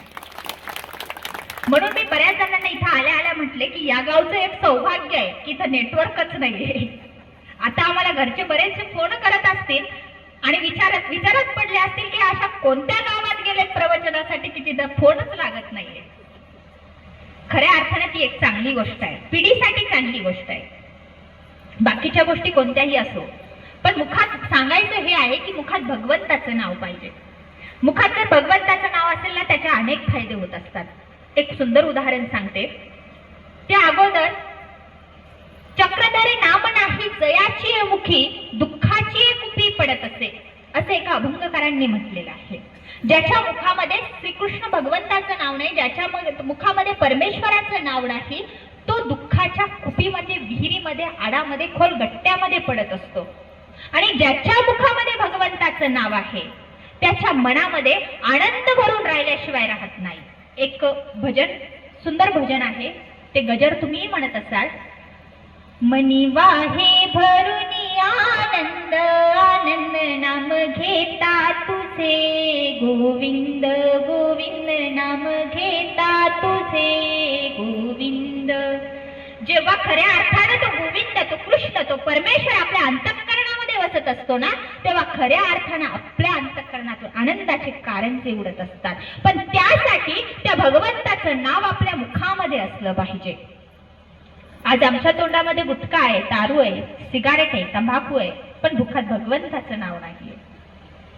मुखात भगवंताचं नाव असलं पाहिजे. त्याचे अनेक फायदे आहेत. या बाडगी गावामध्ये एका पाटलाचं घर होतं. गावचा पाटील होता तो, आणि तो पाटील रात्रीच्या 12 वाजता नित्य नेम होता त्याचा. 12 वाजता तो घरी यायचा. दिवसभर गावाची कामं करायची, कोणाचं कोर्टाचं असेल, कोणाचं काही असेल, ती कामं करायची आणि रात्री 12 वाजेपर्यंत तो घरी पोहोचायचा. 11 वाजता त्याची बायको त्याचं ताट वाढून त्या टेबलावरती आणून ठेवायची. हा तिचा नित्यक्रम होता. 12 वाजता पाटील आले की अंगातला सदरा काढायचा, तो खुंडीला लटवायचा, हातपाय धुवायचे, फ्रेश व्हायचं, जेवण करायचं, ते ताट तसंच झाकून ठेवायचं आणि झोपी जायचं. हा त्या पाटल्याचा दिनक्रम होता. असं करत असताना एक दिवस काय झालं, त्या पाटलाच्या घरी चोरांनी असं ठरवलं की या पाटलाच्या घरी चोरी करायची. मग आता चोरी करायची तर त्या पाटलाच्या घरातला कोपरा न कोपरा माहीत असणारा एक माणूस आपल्या बरोबर धमकावून न्यायचा असं त्यांचं ठरलं. त्यांनी नारायण नावाचा एक माणूस आपल्या सोबत घेतला. तो नारायण बिचारा साधा भोळा. त्याला धमकावलं त्या चोरांनी आणि त्याला सोबत घेतलं. पाटलाच्या घरामध्ये रात्री 8:30-9च्या दरम्यान त्यांनी प्रवेश केला. प्रवेश केल्यानंतर त्या कणकीमध्ये चोर लपले. कणकी माहिती ना, धान्य ठेवतात त्याला कणगी म्हणतात. आता तुमच्या इकडच्या भाषेत काय म्हणतात ते मला माहित नाही, कणगीच म्हणतात. त्या कणकीमध्ये चोर लपून बसले. नारायणाला त्या कणकीमध्ये लपायला जागाच भेटली नाही, म्हणून तो सज्जावरती, घराच्या माळ्यावरती लपून बसला, सज्जावरती. आणि बसल्यानंतर बरोबर रात्री 10:30-11ला त्या मालकिनीनं ताट वाढलं आणि त्या टेबलवरती आणून ठेवलं. ते नारायण दुरून पाहत होता. त्यालाही भूक लागलेली होती. त्यानं मनामध्ये विचार केला, म्हणले चोरांचं जाऊ द्या, चोरी करतील तेव्हा करतील, त्यांना आपलं सांगायचं काम आहे की कुठं काय ठेवलेलं आहे, घराचा कोपरा ना कोपरा दाखवायचा आहे, ते काम नंतर करू, पहिले भूक लागलेली ही जेवून घेऊ. तो त्या सज्जावरून खाली उतरला. त्यानं ते ताट उघडलं, खाऊन घेतलं, पुन्हा ताट जसंच्या तसं झाकून ठेवून पुन्हा तो सज्जावरती जाऊन लपून बसला. रात्री 12 वाजता पाटील घरी आले. घरी आल्यावर त्यांनी नियमाप्रमाणे आपला सदरा काढला, शर्ट काढलं, खुंटीला लटकवलं, ताट समोर येऊन बसले. ताट उघडलं तर ते ताट उष्ट होतं, त्यात काहीच नव्हतं. ते रागारागात बायकोवरती ओरडले, म्हणाले, ए तुला कळत नाही का? बायको धावतच आली. पाहते तर ताटामध्ये काहीच नव्हतं, ताट उष्ट होतं. पाटील तापले, म्हणाले, तुला कळत नाही, तुला अक्कल नाही? असं ताट वाढून आणत असतात का? ही कोणती पद्धत झाली तुझी? मालकीन म्हणाली, अहो खरंच मला काही माहित नाही, मी ताट व्यवस्थित आणून झाकून ठेवलेलं होतं. काय झालं ते नारायणाला माहित. नारायणाला डोळे आहेत, नारायणाला माहित. असं म्हटल्यानंतर नारायण नाव घेतल्याबरोबर चोराचे डोळे टवकारले. आता पाटील पुन्हा ओरडले, म्हणाले, अगं तुला अक्कल नाही, हल्ली तुझ्या कामामध्ये लक्षच नसतं. असं म्हटल्यानंतर ती पुन्हा कया वया करून म्हणाली, अहो खरंच मला माहित नाही, मी खरंच ताट चांगलं वाढून आणलं होतं, त्या नारायणाला डोळे आहेत, नारायणाला माहित. आता ती नारायण म्हणजे त्या देवाला म्हणत होती आणि ह्या नारायणाला वाटलं की ही मलाच म्हणायची, काही हिनं मला पाहिलं की काय, यानं गपचूप बसाव ना. तो त्या सज्जावरून खाली उतरला, त्या दोघांच्या संवादामध्ये उभा राहिला आणि म्हणाला, किती वेळचं लावलं म्हणे, नारायणाला डोळे, नारायणाला माहित, नारायणाला डोळे, नारायणाला माहित. त्या कणकीमध्ये चोर लपलेले तिडे दिसले का म्हणे तुम्हाला? भगवंताचं नाव साधं घेतलं तर चोर सापडले, देवतेचं नाव घेतलं तर चोर सापडले. आपण त्या परमेश्वराचं नाव घेतलं तर आपल्याला तो परमेश्वर उद्धरून देणार नाही का हो? नामे पाप जळे, भवाब्दी वितळे, शत्रू कदा नातळे, आले विघ्न टळे, महाभय पळे, वाजेश्वरी पांगुळे. नामाचा महिमा विधीसी नकळे, मोक्षापदी जारुळे, ऐसे नाम जपा तुम्ही बहुबळे घ्या मुक्तीचे सोहळे. या नामाचे अनेक फायदे होत असतात. जेव्हा खऱ्या अर्थानं तो भगवंत आपल्या मनामध्ये वास करत असतो, आपल्या मनामध्ये रुजत असतो, तेव्हा परमेश्वर आपल्या अंतःकरणामध्ये वास करत असताना आपलं हृदय आनंदाने भरून जात असतं आणि परमेश्वराकडे जाण्याचा मार्ग आपला मोकळा होत असतो. आपलं जीवन अंतःकरण जीवनाबरोबरच आपलं अंतःकरण मलिन झालेलं आहे. कारण आम्हाला प्रिय बोलता येत नाही. भगवद्गीता आम्हाला प्रिय बोलायला शिकवते. श्रीकृष्ण भगवंत भगवद्गीतेत सांगतात, अनुद्वेगकरम वाक्य सत्यम प्रिय हितम च स्वाध्यायी अभ्यसनम चैव वाङ्मयम तप उच्यते. तुम्ही उद्विग्न करणारी वाक्य, मनात पेटणारी वाक्य बोलू नका. तुम्ही माणसाला उद्विग्न करणारी वाक्य बोलू नका. तुम्ही सदैव प्रिय बोला. संत कबीर एका दोह्यामध्ये म्हणतात, दंत कहे जीभकू हम 32 तुम अकेली माय. दात जिभेला काय म्हणतात? हे जिभी, आम्ही 32 आहोत आणि तू एकटीच आमची माय आहेस. माझ्या शब्दाकडे नीट लक्ष द्या, त्याशिवाय तुम्हाला हा दोहा समजणार नाही. दंत कहे जीभकू हम 32 तुम हो अकेली माय. दात जिभेला म्हणतात, आम्ही 32 आहोत, तू एकटीच आमची माय आहेस. पर एक बार चाव जाऊ तो फिर्याद कहा जाय. जर आम्ही तुला एकदाच चावलो सगळे मिळून, तर तू आमची तक्रार घेऊन कोणाकडे जाशील? तेव्हा जीभ त्यांना उत्तर देते, म्हणते, तुम 32 मैं हूं अकेली माय. हो, बरोबर आहे तुमचं, तुम्ही 32 जण आहात आणि मी एकटीच आहे. पर एक बार तेरी चले तो 32 गिरी जाय. म्हणजे मी जर एकदाच वाकड्यात जर शिरले ना, तर तुमची 32 बाहेर यायला वेळ लागणार नाही. म्हणून माणसानं प्रिय बोललं पाहिजे. संत कबीरांना आपल्या दोह्यातून हेच सांगायचं आहे की शक्य तितकं प्रिय बोला. शब्द संभाने बोलिये, शब्द के हात न पाव. एक शब्द औषधी करे, दुजा करे घाव. शब्द बोलता आले पाहिजे. महाभारतामध्ये द्रौपदी दोनदा चुकली. इंद्रप्रस्थात स्वयंवराच्या प्रसंगी दुर्योधन कर्णाला उद्देशून म्हणाले, मी सुतपुत्राला माळ घालणार नाही. आणि इंद्रप्रस्थात मय सभेच्या प्रसंगी दुर्योधनाला उद्देशून म्हणाली, आंधळ्याची मुलं डोळस कशी असू शकतील? ती आंधळीच ना. पहिल्याने कर्ण तर दुसऱ्याने दुर्योधन दुखावल्या गेला. तिचं ते अप्रिय भाषण नंतर कसं बदलवणार? त्यांनीच तर महाभारत घडवलं. धनुष्यातून सुटलेला बाण, बंदुकीतून सुटलेली गोळी आणि तोंडातून गेलेला शब्द परत येत नाही. म्हणून आपण प्रिय बोललं पाहिजे. हे श्रीकृष्ण भगवंतांनी भगवद्गीतेत सांगितलं आणि आमच्या सर्वज्ञांनी एका सूत्रातून सांगितलं की महात्मेनी प्रिय वक्ते आखावे. आपण प्रिय बोललं पाहिजे. आम्ही जर एखाद्याला म्हणलो ना, का हो बसले का, तर त्याचं उत्तर असायला पाहिजे, हो बसलो. पण त्याचं उत्तर असतं, मग काय नाचू का? आम्हाला प्रिय बोलता येत नाही. साधं जरी बोलायचं असेल ना, तरी आम्ही वाकड्यात शिरत असतो आणि म्हणूनच आपण मार खात असतो. मग या मलिन अंतःकरणाने आपण परमेश्वराकडे तरी कधी जाणार हो. म्हणून एक हिंदी कवी शरण ओम अग्रवाल म्हणतात, मैली चादर ओढ़ के कैसे द्वार तुम्हारे आऊं, हे पवन परमेश्वर मेरे, मन ही मन शर्माऊं,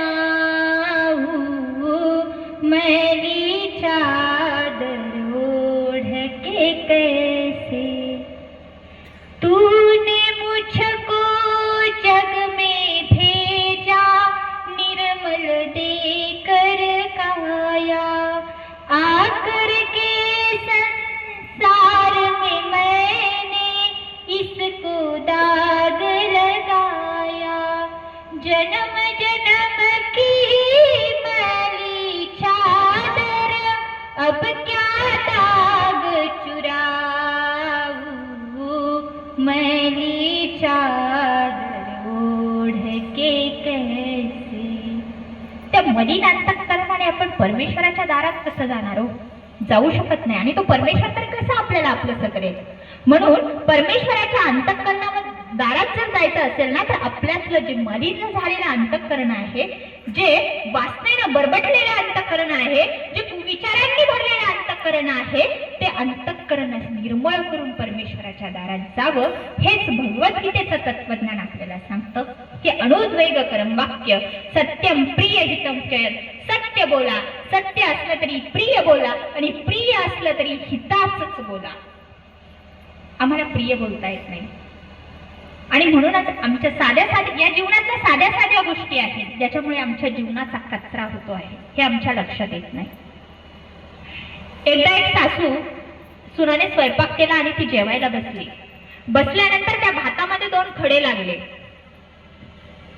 तेव्हा सासू म्हणते, का गे, तुला देवानं 2 डोळे दिलेले आहेत, तुला भातातले खडे दिसले नाही? ती म्हणाली, सासूबाई, देवानं तुम्हाला 32 दात दिलेले आहेत, तुम्हाला 2 खडे फोडता येत नाही?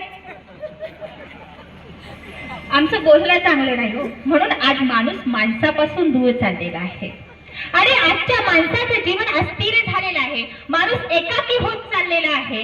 भाराभर डिग्र्यांनी अलंकृत झालेला यंत्राच्या वेगाने धावणारा माणूस आज सगळं वैभव जवळ असूनही वैफल्यग्रस्त जीवन जगत आहे. बाहेरून योग्यतेचं कवच पण आत अस्वस्थतेचं वादळ आहे. याला कारण कोण आहे?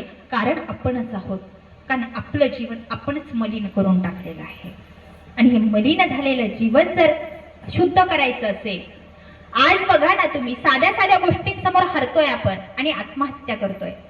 माझा सांगण्याचा उद्देश हा होता की भित्र असलेला माणूस, दुर्बळ असलेला माणूस जेव्हा आत्महत्येकडे वळतो ना, तेव्हा खऱ्या अर्थानं श्रीकृष्ण भगवंताला त्याचा राग येतो, परमेश्वराला त्याचा राग येतो. आणि जेव्हा अर्जुन भित्रा झाला, हृदयाने दुर्बल झाला, युद्ध सोडून तो रथामध्ये मागे येऊन बसला, तेव्हा श्रीकृष्ण भगवंताने त्याला नपुंसक म्हणून शिवी दिलेली आहे.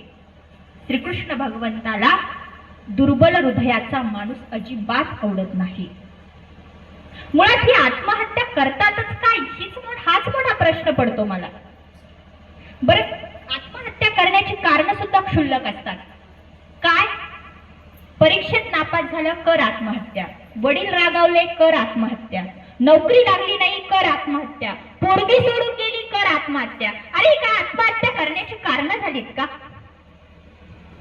हताश, निराश जर झालेला माणूस, मी खात्रीनं सांगते, ज्याही तरुणानं, ज्याही माणसानं, ज्याही तरुणीनं भगवद्गीता आत्मसात केली आणि भगवद्गीता वाचली असेल, शिकली असेल, त्यातलं तत्वज्ञान समजून घेतलं असेल, तर त्या व्यक्तीच्या हृदयाला आत्महत्येचा विचारही शिवणार नाही, हे मी खात्रीनं सांगते. आणि मग माझे सर्वज्ञ श्री चक्रधर भगवंत सुद्धा सांगतात की आत्मघात कियासी कवनी ठावो नाही नायका. आत्मघात केल्यानं आपल्याला जगात कुठेही थारा भेटत नाही, आपण भटकत राहतो. मुळात ह्या परमेश्वराने दिलेल्या अमूल्य देहाची आम्हाला किंमत नाही हो. देहाला जेव्हा समर्थांनी निरखून बघितलं आणि त्यांनी एक गोड उभी दिली, ते म्हणतात, धन्य धन्य हा नरदेहो, तेथील अपूर्वता पाहो, जो जे वांछील तो तेला हो प्राणी जात. समर्थांना मानवी देह हवं ते मिळवून देणारा कल्पतरू वाटला.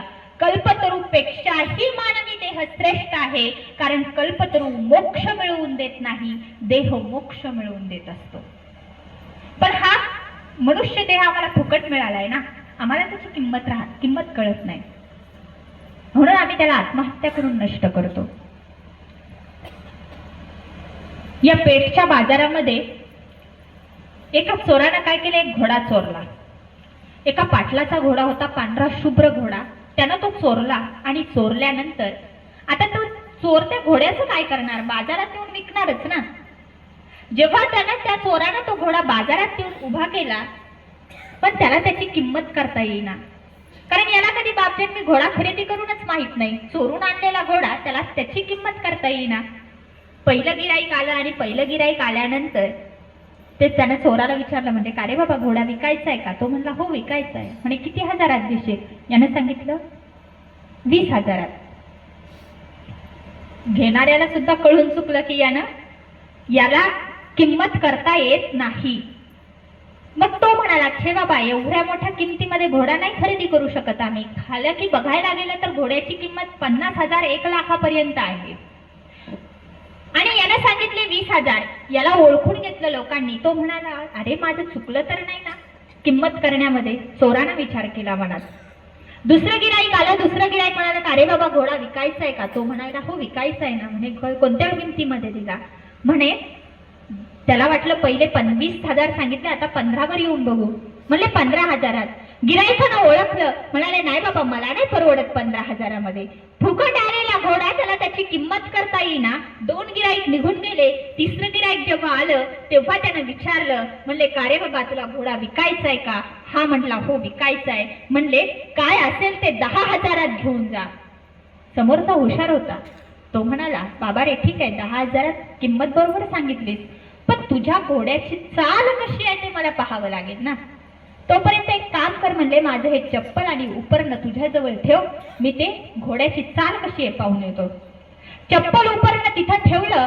यानं घोड्यावरती टांग टाकली. 1 तास झाला, 2 तास झाला, 3 तास झाला. घोडाही तिकडच आणि गिराईकही तिकडच. खिन्न अंतःकरणानं एवढूसं तोंड करून तो चोर त्याच्या चपला आणि उपरणं घेतो आणि रस्त्यानं चालायला लागतो. पहिले 2 गिराईक त्याला भेटतात. म्हणतात का रे बाबा घोडा गेला, विकला का? तो म्हणतो हो विकला ना घोडा.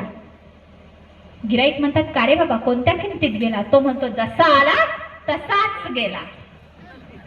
तसं परमेश्वराने हा जन्म, हे देह आपल्याला भक्ती करण्यासाठी, जीवाचा उद्धार करण्यासाठी फुकट दिलेला आहे. आपण जर त्याला आत्महत्या करून नष्ट करत असू, क्षुल्लक कारणाने मांसाहार मद्यपान करून त्याचा घात करत असू, तर आपला जन्म जसा आला तसाच जातो आणि परमेश्वर आपल्याला भेटत नाही. जर जेव्हा कधी तुम्ही जीवनामध्ये हताश आणि निराश व्हाल ना, तेव्हा भगवद्गीता डोळ्यासमोर ठेवा, तेव्हा सर्वज्ञ श्री चक्रधरांचं सूत्र डोळ्यासमोर ठेवा. आणि जेव्हा तुम्ही ह्या 2 गोष्टी डोळ्यासमोर ठेवाल, तेव्हा खऱ्या अर्थानं तुमच्या हृदयातली दुर्बलता निघून जाईल, तुमच्या हृदयातला हताशपणा निघून जाईल आणि तुमच्या अंतःकरण एक प्रकारे स्वच्छ होऊन जाईल आणि तुम्ही परमेश्वर भक्तीकडे पुन्हा एकदा रुजू व्हाल. आताच्या भाषेत जर सांगायचं म्हटलं तर विदा करंदीकरांची एक सुंदर कविता आहे. मला ती कविता मनस्वी आवडते. ती कविता अशी आहे,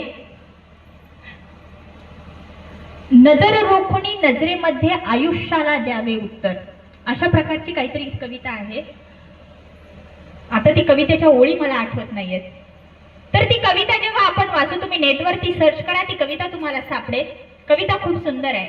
जगण्याला प्रेरणा देणारी ती कविता आहे.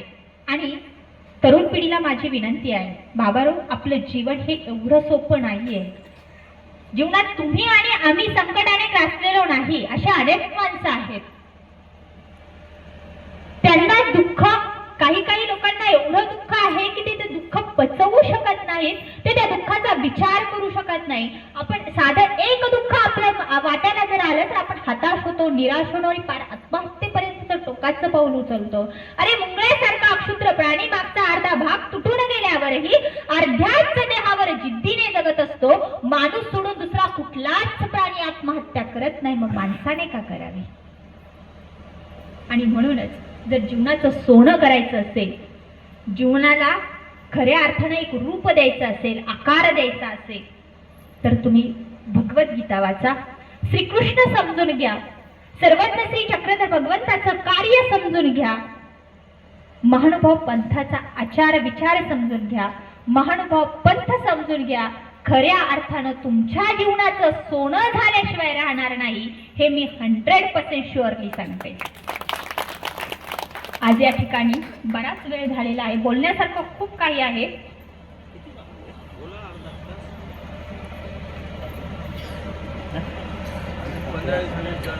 चालू द्या जरा 15-20 मिनिट, अर्धा तास बोलले तरी चालेल. ते म्हणायला सोपं आहे दादा, पण घशाला कोरड पडते. आम्हालाही कधी अशी वेळ येत नाही. तुम्ही पुन्हा बोलवा, मी पुन्हा कोकण पाहायला येईल आणि 8 दिवस अगोदर येईल.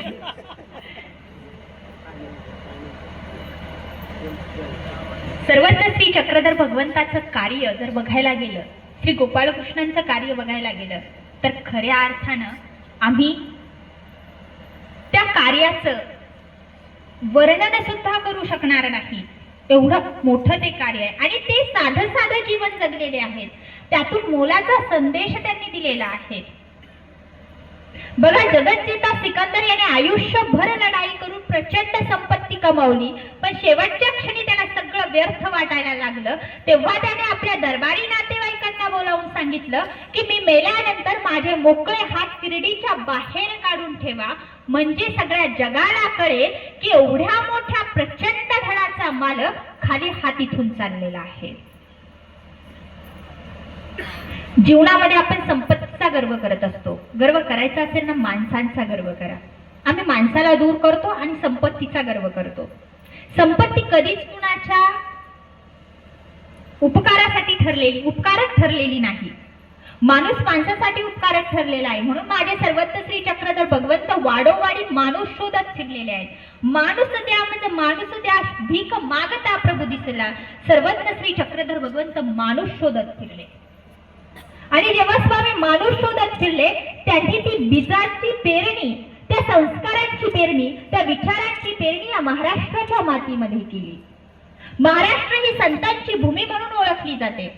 पंडित जवाहरलाल नेहरू यांनी तुरुंगात लिहिलेल्या द डिस्कवरी ऑफ इंडिया या पुस्तकात ते लिहितात की जगामध्ये जेवढे संत झाले नसतील तेवढे एका महाराष्ट्रात होऊन गेलेले आहेत. आपल्या भारत देशाला स्वातंत्र्य मिळवून देण्यासाठी ज्या वीरांनी आपलं रक्त सांडलं ते वीरही याच मातीतले. आपल्या शक्तीने आणि युक्तीने मुघलांना सळोकी पळो करून सोडणारे मर्द मराठा शिवाजी महाराज ते याच मातीतले. आपल्या मुलाला स्वराज्याचे शिक्षण आणि स्वराज्य निर्माण करण्याची प्रेरणा देणारी आई जिजाई ती याच मातीतली. ताटी उघडा दान देवा असं बोलून आपल्या भावाला समाजाच्या तिरस्कारी भावनेच्या वादळातून बाहेर काढणारी बहीण मुक्ताई ती याच मातीतली. आणि एवढंच नाही तर खऱ्या अर्थानं महानुभाव पंथाला जीवदान देणारी भानखेडी सारख्या दुर्गम भागातून पाटपोळी वाहून रुद्रपूरला आणण्याचं धाडस करणारी आई महदंबा ती याच मातीतली. जर आई महदंबा नसती ना तर आज लीळा चरित्र तिचे प्रश्न नसते, आणि तिचे प्रश्न नसते तर लीळा चरित्र नसतं, आणि लीळा चरित्र नसतं तर हा तुम्हा आम्हाला हे जे तत्वज्ञान आहे ना ते तत्वज्ञान कळलं नसतं, आणि महानुभाव पंथ आम्हाला डोळ्यानंही दिसला नसता.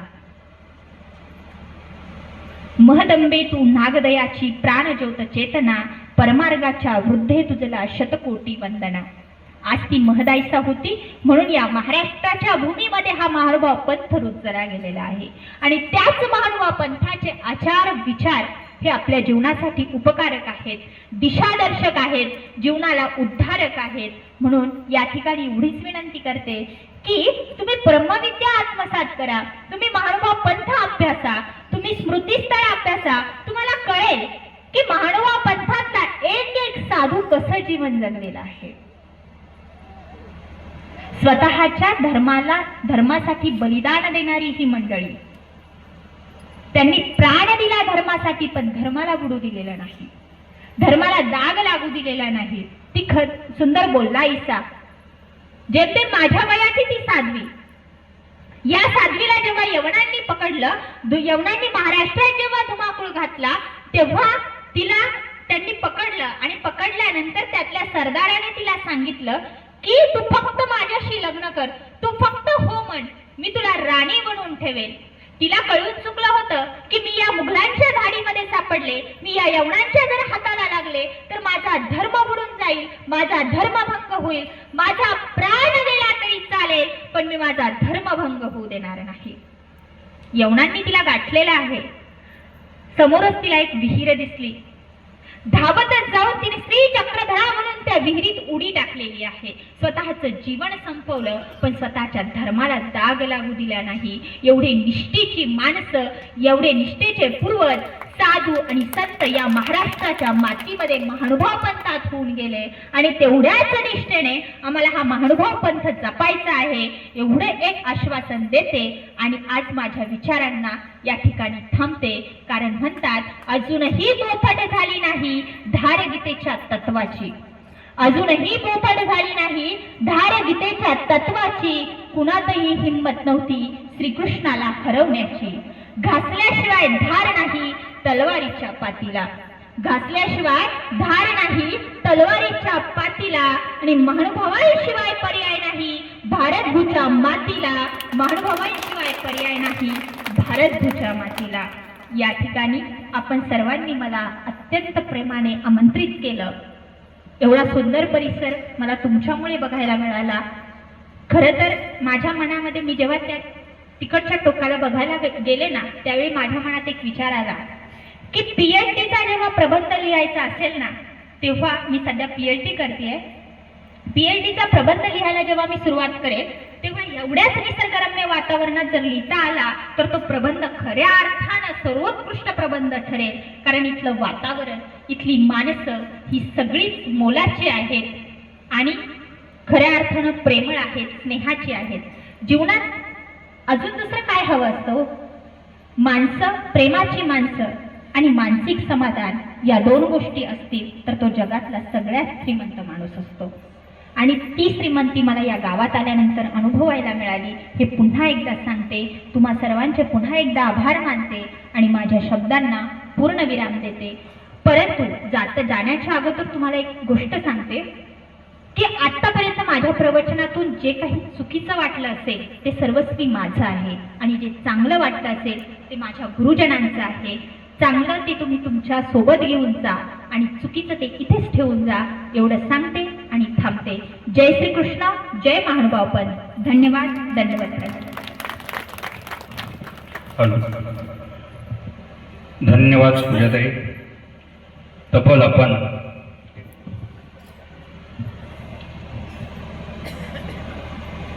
1 ते सव्वा तास आम्हा या बाडगीकरांना पूर्ण ज्ञानामध्ये हरवून टाकलं. अजूनही प्रत्येकाच्या चेहऱ्यावरती हाच एक भाव आहे की अजूनही ताईने अर्धा तास या 20 मिनिटं अजूनही बोललं तरी आमची क्षमता आहे, अशी ही आमची बाडगीकर मंडळी आहे. बंधूंनो, संपूर्ण जीवनाचा आखाता घेऊन पूजाताईने आपल्याला या ठिकाणी प्रबोधन केलेलं आहे. धन्यवाद. यानंतर धन्यवाद ताई. अतिशय सुंदर प्रकारे आमच्या ह्या आदिवासी लोकांना तुम्ही आपल्या व्याख्यानातून जी समज दिली ती सगळ्यांच्या हृदयाला भेटणारी अशी समज दिली. आपण PhD करत आहात, कुठल्या विषयावर PhD करत आहात ते आम्हाला महानुभव. तर मला असं म्हणायचं की तुम्ही आता वारंवार शब्द वापरले की ह्या भागात मी प्रथमच आले आणि हा भाग पाहून मला म्हणजे कोकण, खराच कोकण हा, की आमचे देमनबास याच भागात खाली उतरले आणि सावळघाट उतरत असताना निरगुडे स्थळी त्यांनी आपला देह म्हणजे क्षेपला. तर ह्या भागाची माहिती आपण जर समजा आपल्या